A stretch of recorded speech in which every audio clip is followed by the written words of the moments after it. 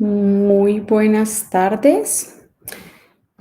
Nuevamente aquí con ustedes. Esta ya es nuestra última presentación de este ciclo de capacitaciones en salud auditiva en el departamento del Meta en el año 2020. Hoy nos vamos a dedicar un poquito a toda esta parte del cuidado de la salud auditiva y también más adelantico vamos a hablar un poquito más de tamizaje y de algunas entidades clínicas de las cuales no hablamos de pronto en nuestra primera conferencia acerca del tamizaje auditivo en el curso de la vida.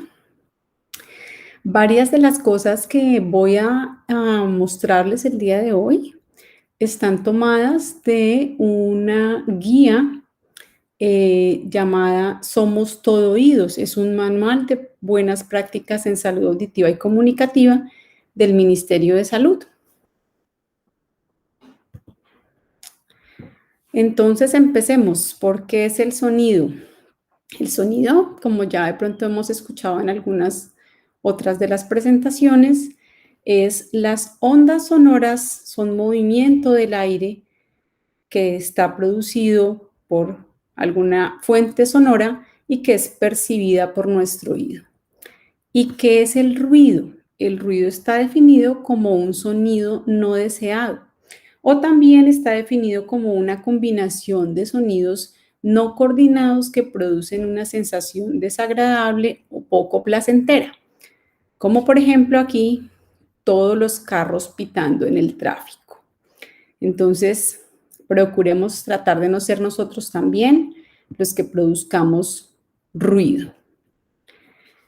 Entonces, les cuento que uno suele pensar que esto del cuidado auditivo del oído, evitar el ruido, es una cosa, digamos, relativamente reciente.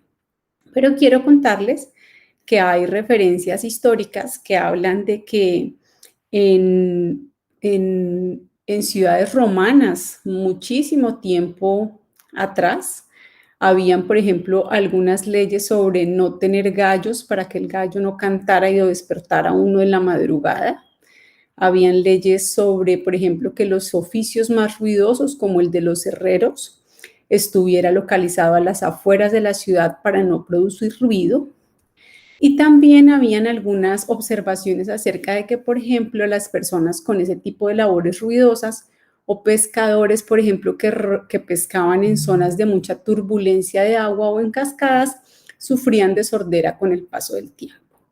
Entonces, esto de cuidar el oído no es tan nuevo, pero pues todos tenemos que empezar a hacernos un poquito más conscientes de esa necesidad. Aquí está una pequeña simplemente muestra de qué tantos decibeles en sonido producen las cosas habituales, digamos, del ambiente. Por ejemplo, el viento a través de los árboles, o aquí cuando empieza a llover, empieza a ventear porque va a llover aquí en Villavicencio. Puede que sea un poquito más alto que esto, 20 decibeles. Una conversación en voz baja, cuando yo estoy hablando cerquita con una persona, 30 decibeles. Una conversación normal, a un volumen normal, aproximadamente 60 decibeles. Miren que aquí hay una línea que habla de cuál es el nivel propuesto por la OMS como, digamos, nivel de ruido tolerable o saludable en el ambiente. El tráfico de una ciudad, cuando desafortunadamente, por ejemplo, vivimos al lado de una avenida, hay 80 decibeles.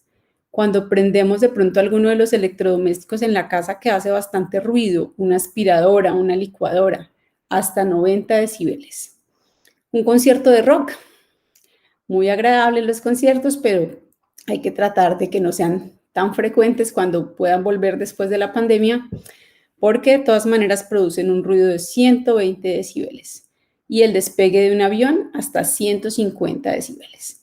Y obviamente las explosiones para, desafortunadamente, algunas de las realidades que vive nuestro país en muchos sitios todavía con conflicto armado, el accionar de armas o las explosiones, hasta 180 decibeles, que es un ruido que es un ambiente insoportable, pero que además puede producir un daño agudo en el oído.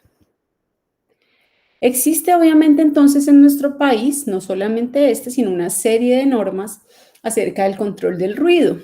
Esta resolución 627 del 2006 es una que normatiza los estándares máximos de emisión de ruido por sectores.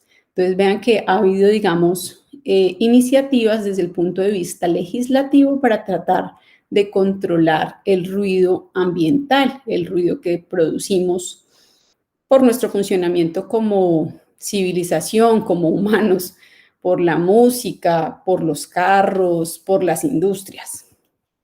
Entonces, ¿qué tipo de acciones se pueden tomar para controlar el ruido? Se pueden tomar acciones de ingeniería que tienen que ver entonces con diseños, arquitectura, materiales, insonorización, acciones legislativas, como acabamos de decir, hay leyes que protegen y que regulan ciertas cosas, pero desde el punto de vista de nosotros, en la parte de salud, seguramente en lo que más podemos intervenir y también desde la parte docente, para muchos docentes, es en las acciones personales, pedagógicas y educativas, en lo que yo pueda hacer y en lo que yo pueda enseñar a los demás. También como médicos, porque muchas veces las recomendaciones y las indicaciones que nosotros damos a los pacientes son tomadas bastante en serio en la mayoría de las veces. Entonces, vamos a empezar a hablar, por ejemplo, de qué puede hacerse en los entornos escolares. Por ejemplo, aquí tenemos el ingreso al preescolar. Aquí hay un ejemplito pequeño de un formulario que está para el ingreso al preescolar con respecto a la salud auditiva y habla entonces de cuándo nació el niño, qué pruebas de audición se le han realizado hasta el momento, si han sido normales o no, y a partir de ahí, digamos, a lo largo de su desarrollo y crecimiento, si ha habido una parte de desarrollo normal, por ejemplo, de los hitos del lenguaje, de la audición y de la comunicación. Entonces, en el preescolar, muy importante que tengamos claro desde el punto de vista también de las docentes y del personal de apoyo en los colegios, la vigilancia de factores de riesgo auditivos al ingreso escolar. Ya hablamos de muchos de esos factores de riesgo, la prematurez, la hiperbilirrubinemia, las infecciones congénitas, la estancia en la UCI neonatal, todos esos factores. Segundo, la solicitud de examen audiológico, ideal que muchos colegios lo realizan ahora, solicitud de examen audiológico al ingreso del niño al proceso escolar, para vigilar cómo está toda esa parte auditiva antes del ingreso. Y obviamente durante la estancia del niño en el colegio, vigilar los signos de pérdida auditiva. Estar atentos si tenemos un niño que no está prestando atención, que parece que no escucha, que hay que como que acercársele para hablarle para que nos escuche, estar muy pendientes de esos signos. ¿Qué recomendaciones entonces pueden hacer, por ejemplo, desde el punto de vista docente en el preescolar? ¿O qué cosas pueden estar pendientes las docentes? Obviamente ya sabemos que en esta etapa de la primera infancia, uno de los factores importantes que nos va a afectar la salud auditiva es la presencia de infecciones, tipo otitis media aguda o la persistencia del líquido en la otitis media con efusión o el desarrollo posterior de una otitis media crónica. Entonces, el lavado de manos es muy importante. Creo que durante este año todos nos hemos hecho conscientes de la importancia grandísima del lavado de manos, de la higiene de las manos, que definitivamente es una medida muy efectiva para control de las infecciones respiratorias. Segunda recomendación para los papás, entonces también en este caso, no asistir en caso de infección respiratoria. Si el niño tiene un episodio gripal, un episodio de infección respiratoria, es preferible que se quede en casa. No queremos que cuando los niños vuelvan a su asistencia al preescolar, digamos, habitual, pues volvamos al ciclo de múltiples infecciones respiratorias en los niños. Entonces, lavarnos muy bien las manos, no asistir en caso de infección respiratoria. Higiene respiratoria se refiere a esto que hemos aprendido también durante esta pandemia, que es cubrir nuestra tos, aprender a sonarse para el caso de los niños en el preescolar es bien importante para que la nariz esté limpia, la trompa de Eustaquio funcione bien. Cuando estamos enseñando, digamos, a un niño a sonarse, lo ideal es tapar una fosa y soplar por la otra y tapar otra fosa y soplar por la otra, no las dos fosas al tiempo, sino de esta manera como les acabo de mostrar. Ojalá lo más tempranamente posible, porque esto nos ayuda a que no se compliquen también todas las infecciones respiratorias. Y nos propone aquí el manual de buenas prácticas para salud auditiva e implementar unos juegos que se llaman, una estrategia que se llama amor por el silencio. Hablan, por ejemplo, de utilizar algunos juegos en la etapa preescolar con los niños, como por ejemplo juegos de vamos a buscar un sonido.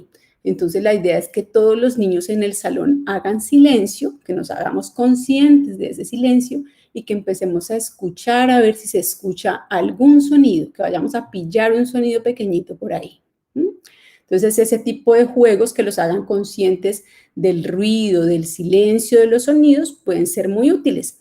También importante que los niños empiecen a darse cuenta del papel de la distancia en el sonido, de que si yo me alejo, entonces el sonido se aleja, que si yo quiero comunicarme es más fácil si estoy cerca, que no es lo mismo gritar desde el otro lado del salón que ir hasta donde la profesora a hablarle en un tono de voz mesurado.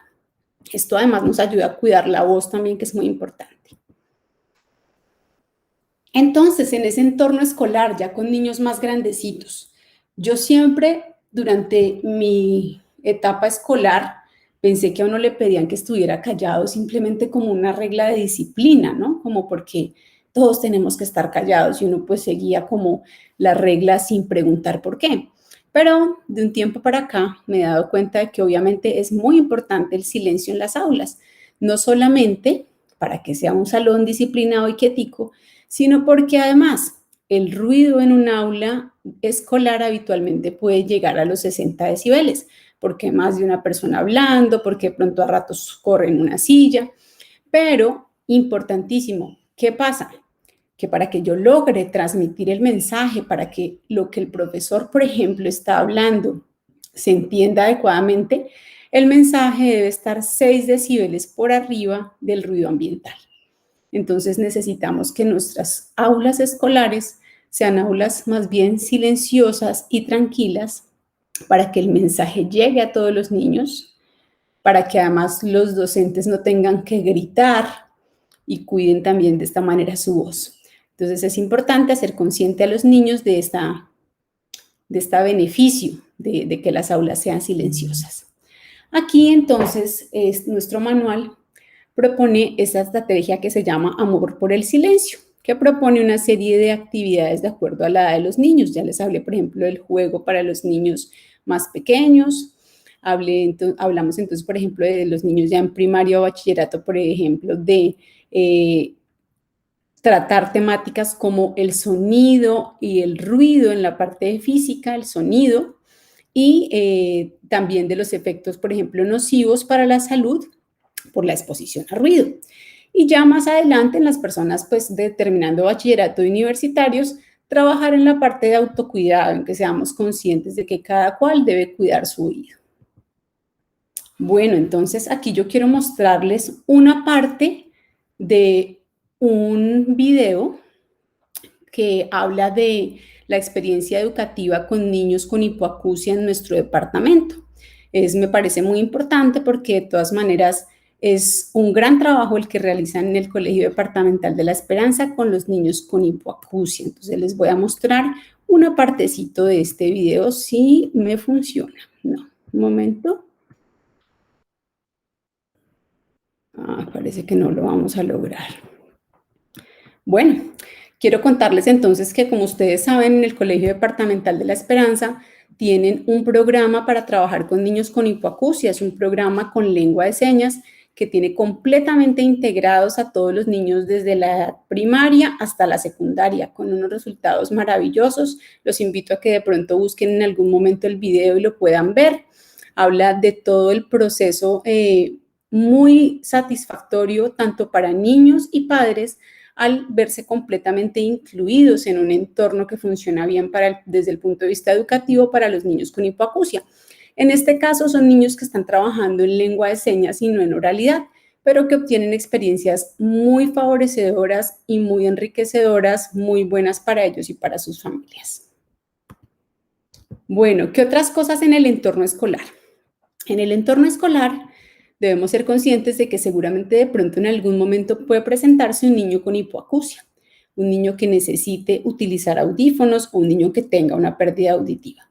Entonces, en esos casos es muy importante tener en cuenta, por ejemplo, la parte que les dije de la distancia. El niño con hipoacusia debe estar, ojalá, lo más cerca posible al docente, para que no tenga que, además de tener la hipoacusia, tener que pasar por encima de esa barrera que ofrece la distancia al sonido. Tenemos que, ojalá, contar con el apoyo de fonoaudiología en el colegio de manera ideal para estos niños con hipoacusia, para que sea un apoyo en el uso de sus audífonos, en la parte como de trabajar en la parte de lectura y escritura en los niños que tienen hipoacusia que puedan tener alguna dificultad. Debemos favorecer que los niños que tienen pérdida de audición y requieren de audífonos los usen en el entorno escolar.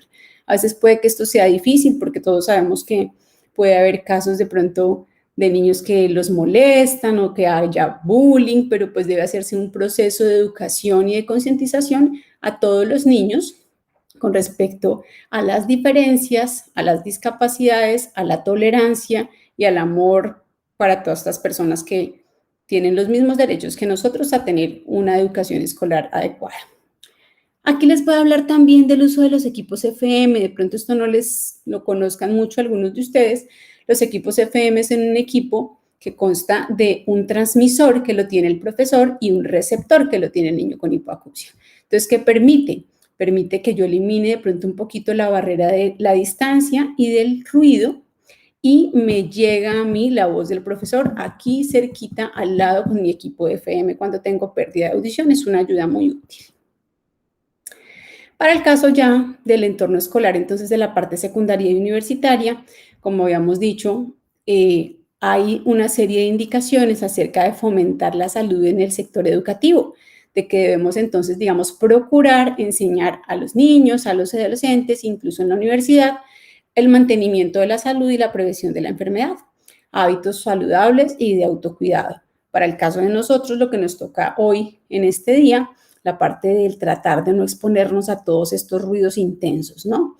Helicópteros, carros, motosierras, guitarras, todas esas cosas que hacen ruido que nos pueden dañar nuestro oído. Entonces, tratar de evitar la exposición cuando no sea necesaria.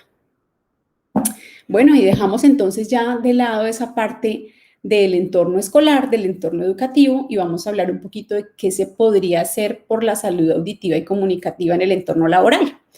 Entonces aquí nos muestran una posibilidad que es, por ejemplo, realizar encuestas sobre salud auditiva en el personal que trabaja en una empresa. Aquí en esta encuesta, digamos, tiene preguntas muy sencillas, como ¿usted cree que oye bien? ¿Revisa su audición cada año? ¿Ve a alguna persona de pronto en la empresa que tenga alguna limitación de audición? ¿El ruido interfiere en su entorno laboral? ¿Ha tenido alguna vez episodios de vértigo o tinnitus? Este tipo de encuestas nos dan información acerca de la salud auditiva de los trabajadores y pueden ser una manera de hacer un cribado, de hacer un tamizaje para ver si hay personas con problemas auditivos o de toda la salud del oído, porque acá está también incluido el vértigo, en los entornos laborales.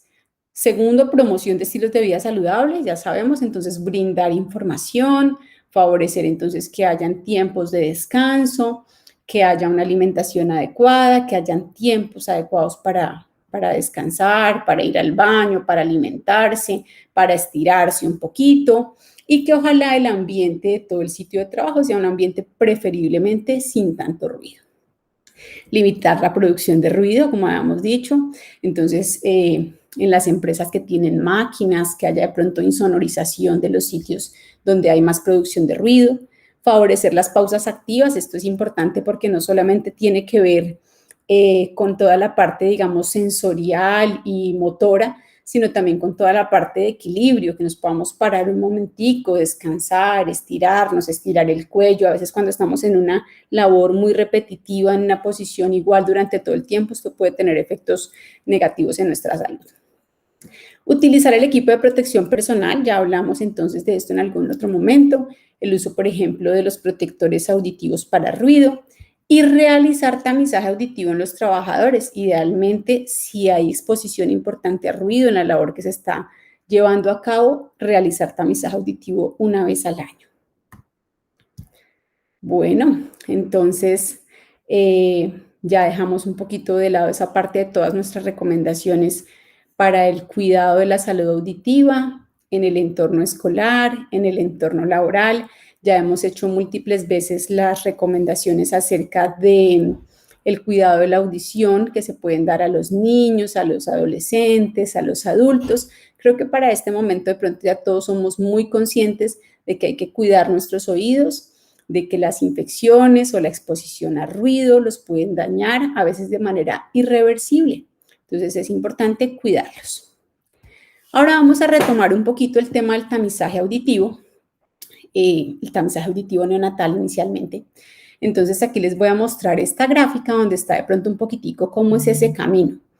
Entonces, cada recién nacido vivo debe recibir información los papás acerca de la necesidad de realizar el tamizaje auditivo neonatal, de realizar esas pruebas de audición. Se debe firmar un consentimiento de que los papás aceptan que se les realicen y se hace el tamizaje inicial que además debe registrarse en la historia clínica. Es muy importante en esa historia clínica también, por ejemplo, por medio de nuestro instrumento VALE, registrar la presencia de signos, de factores de riesgo para hipoacusia.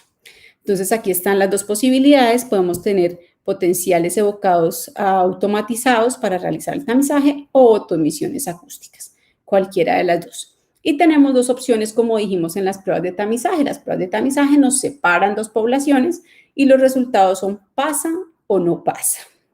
Si el niño pasa, entonces recuerden que la idea va a ser hacer seguimientos, hacer evaluaciones en las consultas de crecimiento y desarrollo, en la consulta con el pediatra, hacer evaluaciones aproximadamente cada 2 meses durante el primer año.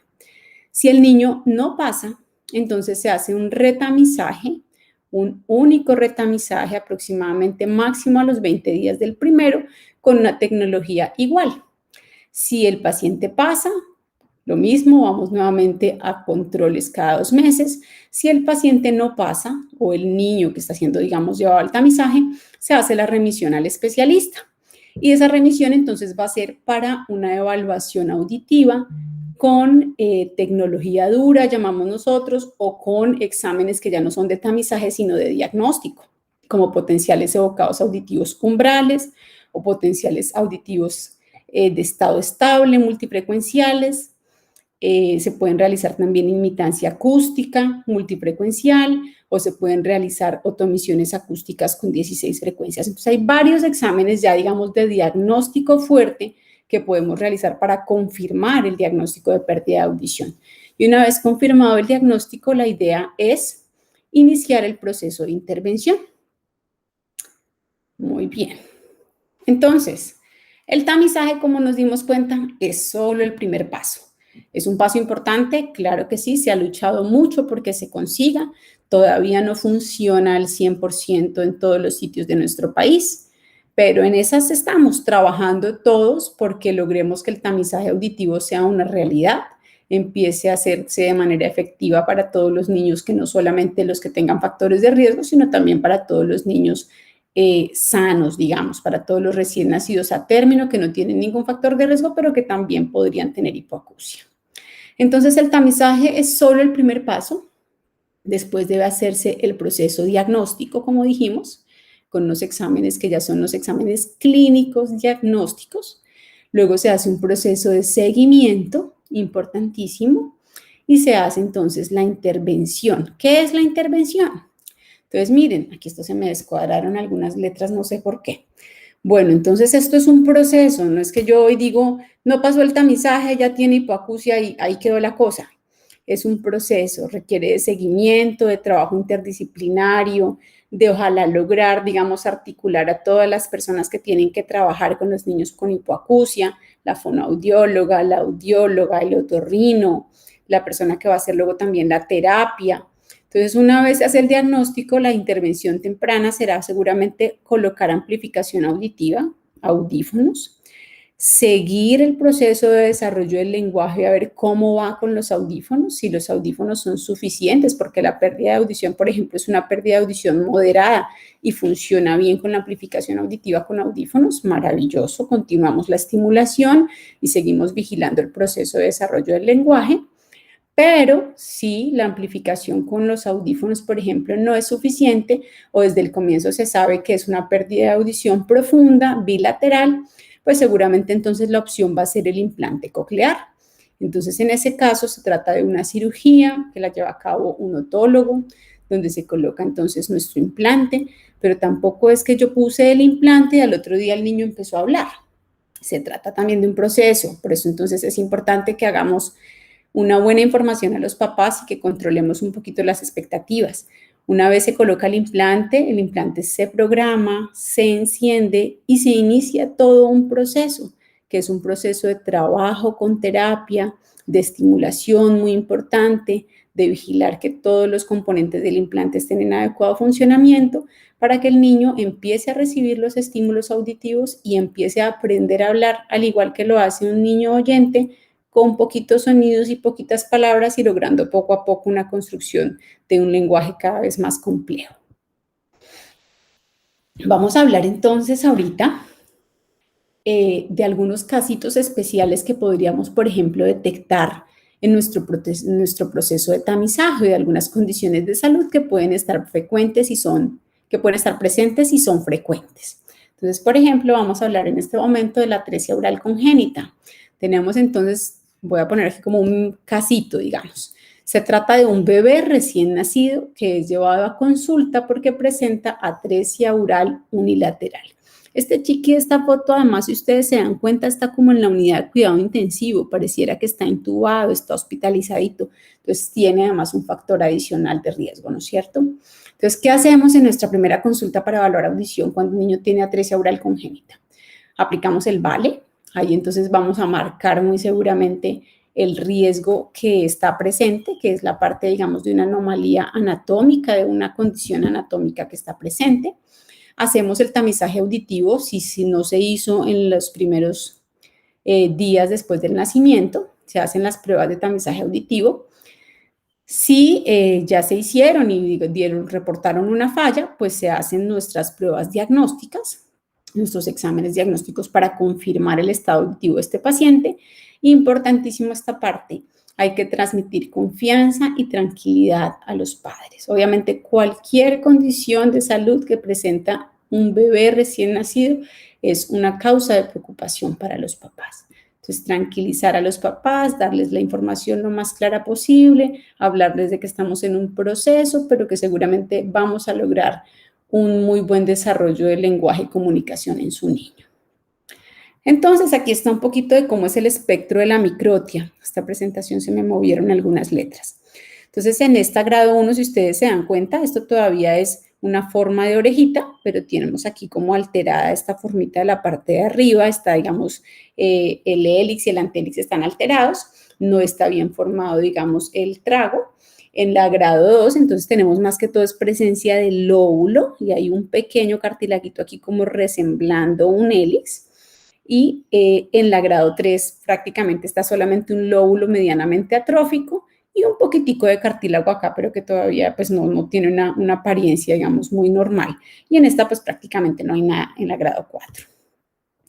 ¿Qué intervenciones se pueden hacer entonces en los niños con microtia? Pido disculpas porque se me descuadraron acá las letras en la presentación.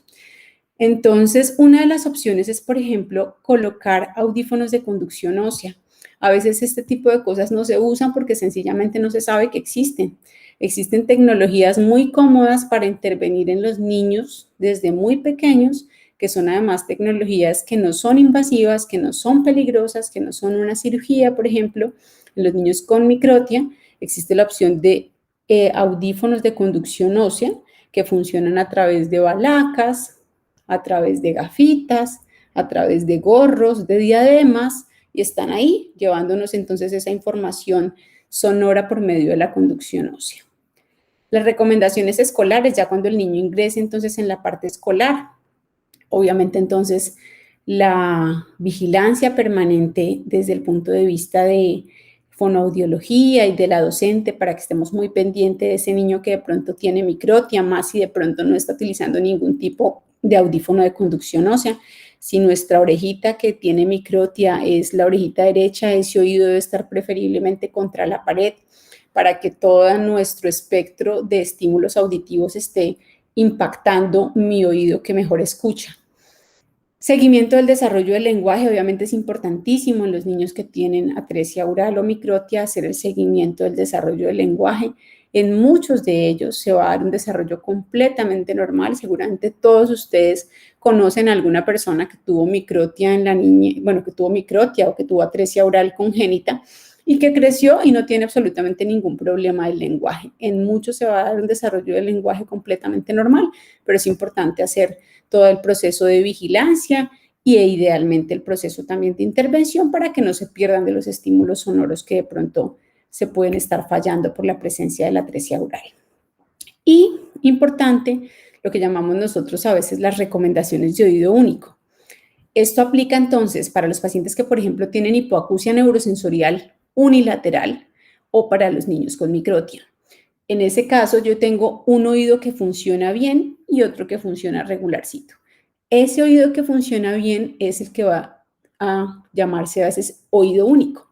Entonces, es un oído que es un tesoro, que hay que cuidarlo con mucho cariño, que hay que no manipularlo, como ya hemos dicho, que no hay que aplicarle nada, que no hay que meterle copitos y que debemos consultar de manera prioritaria al otorrino cuando presentemos dolor o infección porque es un oído único. Muy bien.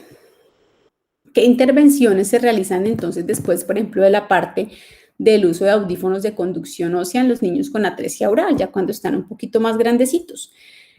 En este corte de TAC, si ustedes se fijan, es un niño con atresia oral, entonces tenemos una cosa que llamamos nosotros la placa atrésica. No se forma conducto auditivo externo, existe una placa de hueso que está ocupando todo el sitio que debería ocupar el conducto auditivo externo. A veces hay anomalías de todo el peñasco temporal, por ejemplo, puede haber anomalías de la posición del nervio facial en el temporal.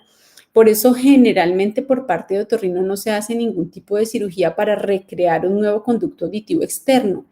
La mayoría de las veces podemos correr riesgos de daño y muchas veces son cirugías no exitosas. Entonces, funciona mejor estimular el oído desde el punto de vista de la transmisión ósea. Pero ¿qué sí se puede hacer cuando los papás, por ejemplo, o el niño están interesados? Más o menos al llegar a la edad de 8 o 9 años se puede hacer cirugía de reconstrucción del pabellón auricular. No la hacemos los otorrinos habitualmente la hacen los cirujanos plásticos, especialmente personas que están dedicadas a cirugía reconstructiva. En el caso de Colombia tenemos nosotros a un personaje que ha trabajado toda la vida en la reconstrucción de los niños con atresia oral o microtia, que es el doctor Osorno, cirujano plástico de la Universidad Nacional, profesor, que hace reconstrucción del pabellón auricular utilizando cartílago costal. Son a veces varios tiempos quirúrgicos, pero puede ser una opción que funcione bien para los pacientes que tienen, digamos, la preocupación por la parte, digamos, estética de la apariencia de la orejita después de que el niño ya ha crecido y tiene 8 o 9 años de edad. Otra condición que se presenta con relativa frecuencia, el labio y paladar hendido. Entonces, nosotros tenemos aquí nuestro experto local en el departamento sobre esto, que es el doctor Libardo Vaca, que tiene una fundación donde trabajan de manera multidisciplinaria con los niños de labio y paladar hendido, que funciona muy bien y que además tienen ya como 20 o 25 años de experiencia en manejo de estos niños. Las cirugías que se hacen en estos niños son la quelorrafia, que es la reconstrucción del labio, la palatorrafia, que es la reconstrucción del paladar. También hay algunos aparatos de ortopedia, digamos, que utilizan para ayudar a mejorar esa parte de los tejidos blandos. Pero sobre todo, hoy como otorrino, ¿en qué quiero llamarles yo la atención? Que los niños con labio y paladar hendido tienen 100%, todos, disfunción de la trompa de Eustaquio. El paladar, en los niños que tienen labio y paladar hendido, pues el paladar no tiene ese rafé palatino medial, donde hay la unión de todas esas fibras musculares y de toda la parte ósea. Entonces, la trompa de Eustaquio no funciona adecuadamente porque no hay esa tensión muscular que hace que funcione de manera adecuada. Entonces tienen unas trompas de Eustaquio que están en una posición anormal y que, digamos, no tienen una función normal, está siempre, digamos, disfuncional. ¿Qué pasa entonces con los niños con labio y paladar hendido? Que como la trompa de Eustaquio no funciona, también aquí 100% tienen otitis media con efusión, acumulan líquido dentro de los oídos. Entonces, siempre que haya un niño en manejo de labio y paladar hendido, también ojalá haya siempre un otorrino involucrado en su manejo. En este momento creo que con la fundación del doctor Vaca está trabajando también un otorrino de aquí de Villavicencio, el doctor García. Importantísimo el papel del otorrino también en que protejamos que esos oídos de los niños con labio y paladar hendido no desarrollen esta otitis media con efusión crónica.